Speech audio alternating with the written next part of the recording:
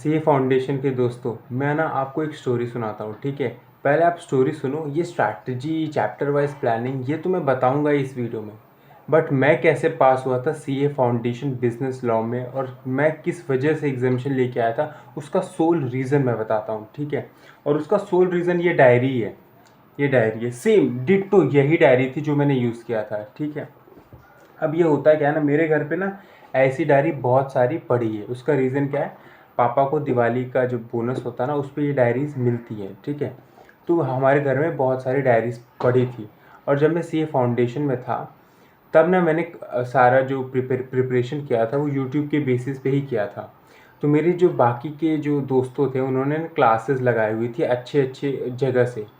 तो वो लोग, मैं ना मतलब थोड़ा सा इस फियर में था, मेरे अंदर ना डर आ चुका था कि यार ये लोग तो चलो क्लासेस के बेसिस पे इनको नोट्स मिल रहा है, इनके सर डेली इनको प्रैक्टिस करवा रहे हैं, तो इनका तो अच्छा प्रिपरेशन हो रहा है।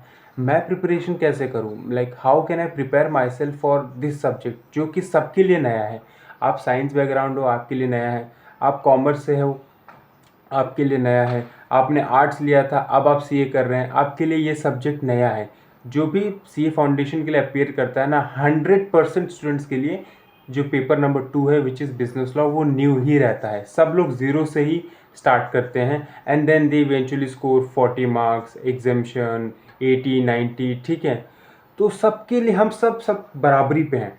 तो आई वॉज लाइक कि मैं अपने आप को कैसे बोलते ना, अपनी मेहनत में कितना कैसा एफर्ट लगाऊं जिसकी वजह से मैं इन सब के बराबर आ जाऊं, जिन्होंने क्लासेस ली हैं या जो बहुत ज़्यादा इंटेलिजेंट हैं, जिन्होंने 12th में अच्छे मार्क्स स्कोर किया है, या जो बहुत ज़्यादा एक्स्ट्रा स्मार्ट हैं थेरी सब्जेक्ट्स में। तो मैंने ना अपने आप को सिंपल चीज़ कहा, ठीक है। सिंपल चीज़ कहा और एक सिंपल चीज़ की थी पूरी 3 मंथ्स के प्रोसेस में। 3 मंथ्स, मैंने 3 मंथ्स भी पढ़ाई नहीं की थी सच बताऊँ तो। मैंने 2 महीने या 2 महीने से कम टाइम में प्रिपरेशन किया था सीए फाउंडेशन लॉ का। और उसमें मैंने अपने आप को ना एक चैलेंज दे दिया था कि मैं एक चीज़ करूँगा कि सीए फाउंडेशन का जो लॉ है मैं डेली पढ़ूँगा। वो भी कहाँ से? आई से स्टडी मटेरियल से। मेरे पास कोई नोट्स नहीं थे, एज आई टोल्ड यू, मैंने कोई क्लासेस नहीं लगाई थी। और दूसरी चीज़, मैं डेली ये जो डायरी है ना, इसको भर दूंगा, ठीक है। और वो ये डायरी एज अ ये प्रूफ रहेगी, ये डायरी, कि मैंने एफर्ट लगाया था राइटिंग प्रैक्टिस करने में। अगर इसके बाद भी, ये डायरी को भरने के बाद भी मैं फेल हुआ, तो I would say I will ask for a reason कि भाई अब मैं कैसे फेल हो सकता हूँ, अब मैंने क्या कमी रख दी है भाई इस पेपर में। एक डायरी भर दी है मैंने, वो जो कि 200 पेजेस की है। इससे ज़्यादा तो राइटिंग प्रैक्टिस की ज़रूरत नहीं है। और स्पेसिफिकली मैं बता रहा हूँ मैंने क्या किया था। मैंने एक स्टिकी नोट्स इसमें ऐसा चिपका दिया था और मैंने यहाँ पे लिखा था कि बिजनेस लॉ का जो है ना, business law writing practice challenge daily for 90 days, ठीक है। आप लोग के लिए, आपके पास 90 डेज है, तो मैंने 90 डेज लिखा है। और उसमें मैं सिर्फ ये लिखता था PYQs plus RTP, mock test paper नहीं, PYQs प्लस RTP।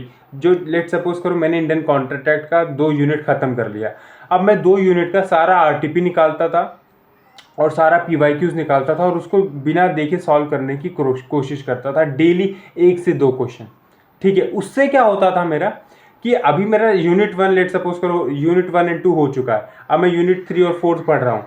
उसके थ्रू क्या होता था, मैं डेली 1-2 क्वेश्चंस PYQs और RTP को उठा के करता था, तो मेरा बैक ऑफ द माइंड में यूनिट 1 और 2 का राइटिंग प्रैक्टिस के थ्रू रिविजन भी होता रहता था, ठीक है। तो मैं आप लोगों को भी यही चैलेंज देना चाहता हूँ कि आप लोग भी कोई एक नॉर्मल बुक उठा लीजिए, 100, 200, 300, 400 पेजेस की, जितने आपकी कैपेसिटी है। मैं सजेस्ट करूँगा 200 पेजेस की बुक बना लीजिए। लॉन्ग बुक आती है आप लोग के पास, इनकेस ऐसी डायरी नहीं होगी तो A4 साइज़ की लॉन्ग बुक लीजिए, उसमें स्टिकी नोट्स चिपकाइए कि law writing practice challenge for next 100 days, क्योंकि आपके पास 100 डेज हैं exactly.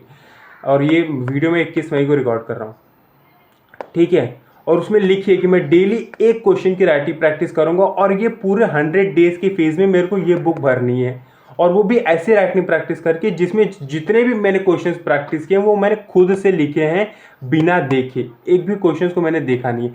I can give you utmost assurity कि आप फेल हो ही नहीं सकते, और फेल होना छोड़ो, आपका एग्जामिशन से कम आ ही नहीं सकता, ठीक है।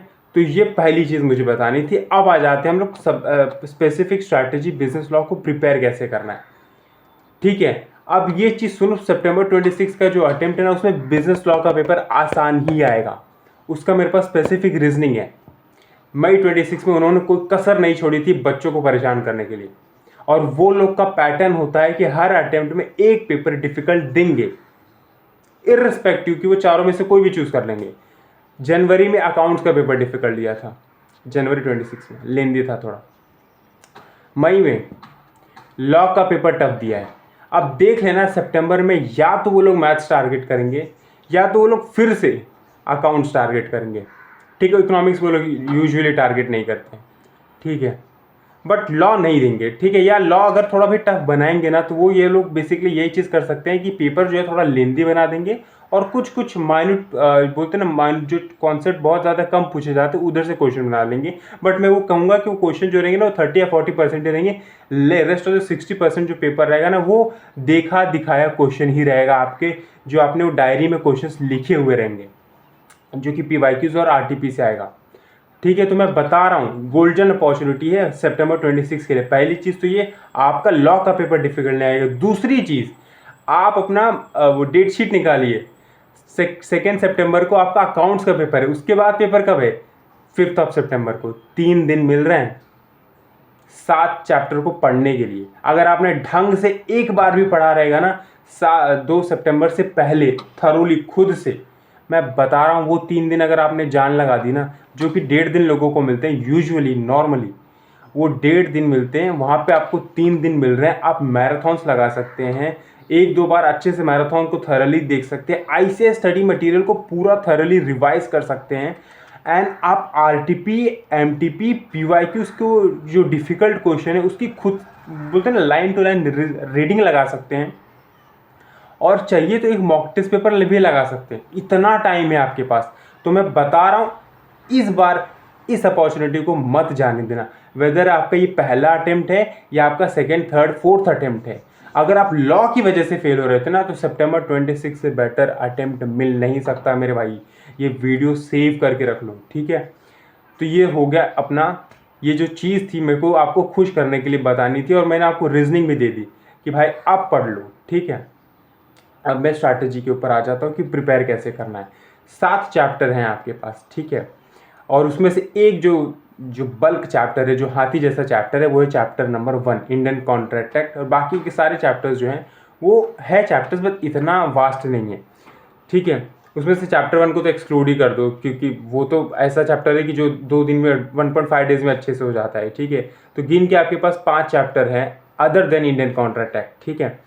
तो आपको उसको कवर कैसे करना है, 3 स्टेप बताऊंगा। वो स्टेप्स को आपको अभी से फॉलो करना है, इनकेस आपने क्लासेस नहीं ली है तो, ठीक है। क्लासेस अगर आपने ली है तो आपका रेगुलर लेक्चर चलता रहेगा और आपको प्लानर भी दिया जाता रहेगा, और आप उसको अच्छे तरीके से फॉलो करना। बट प्लीज़ बैकलॉग मत रखना, ठीक है। लास्ट मोमेंट पे बैकलॉग बहुत ही डिफिकल्ट हो जाता है।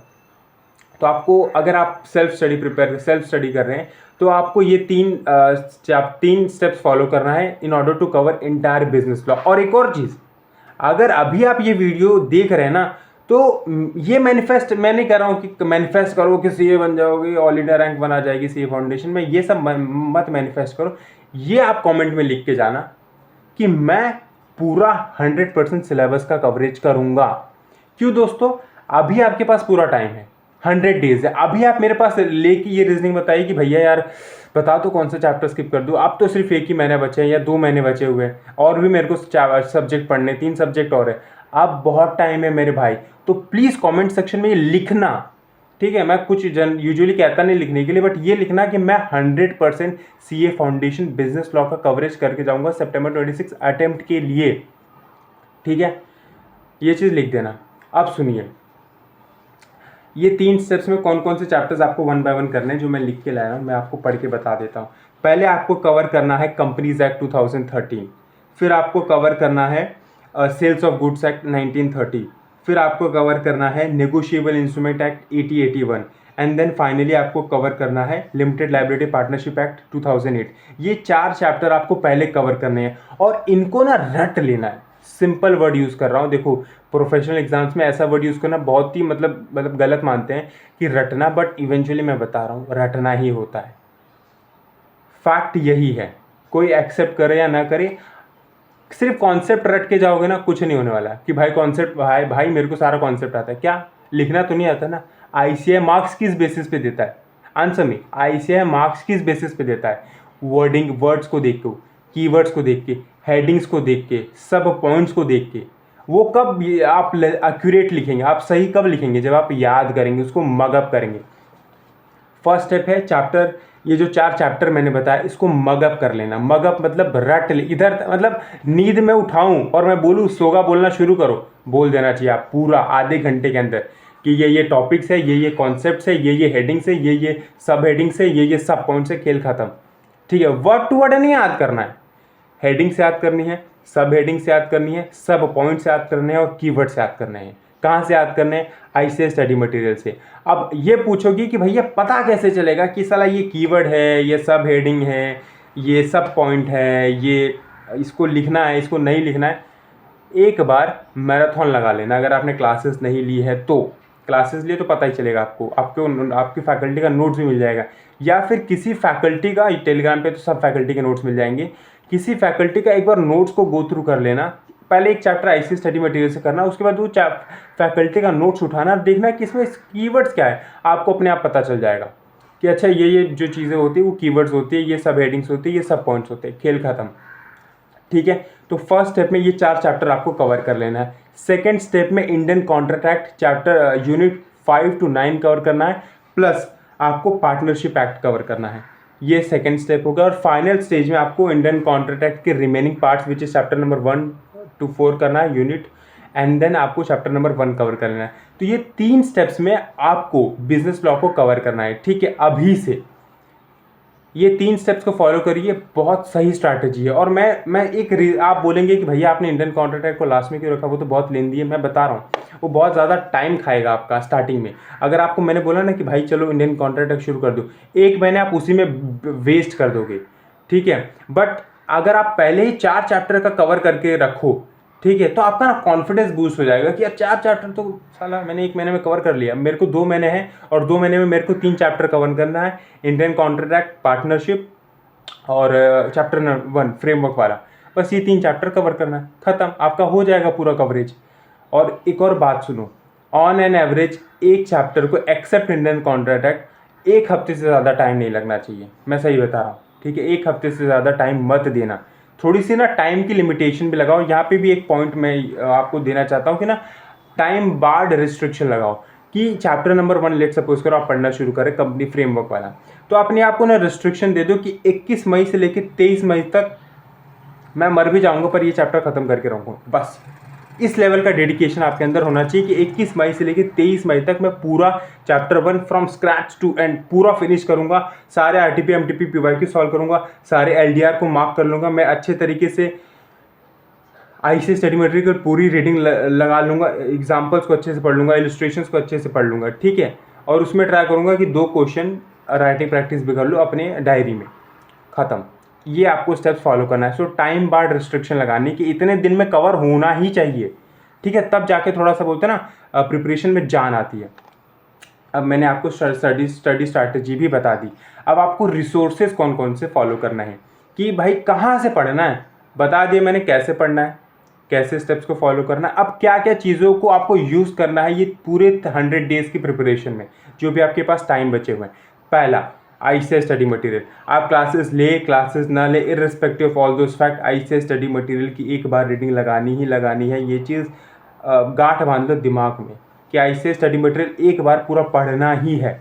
ठीक है, और अगर आप अपना जो सोर्स है स्टडी का अगर उसी को बना लेंगे ना तो उससे बेहतर कोई चीज़ हो ही नहीं सकता, क्योंकि आपके फैकल्टी भी यही बोलते रहेंगे कि ICAI study material is the key. और आप ये भी चीज़ समझना बच्चों कि आईसीएआई स्टडी मटेरियल की वजह से ही तो आपके फैकल्टी की बुक बनी है। आपके फैकल्टी ने कोई नया लॉ थोड़ी लिख दिया अपनी बुक में, नहीं, उन्होंने बस आईसीएआई स्टडी मटेरियल की जो बुक है ना उसको सिंपल वर्ड्स में अपनी बुक में लिख दिया, सिंपल। तो जो आपका भगवान है, आप हिंदू हैं तो जो भी आपका भगवान है, आप मुस्लिम हैं तो जो भी सब कुछ जो है वो बुक ही है।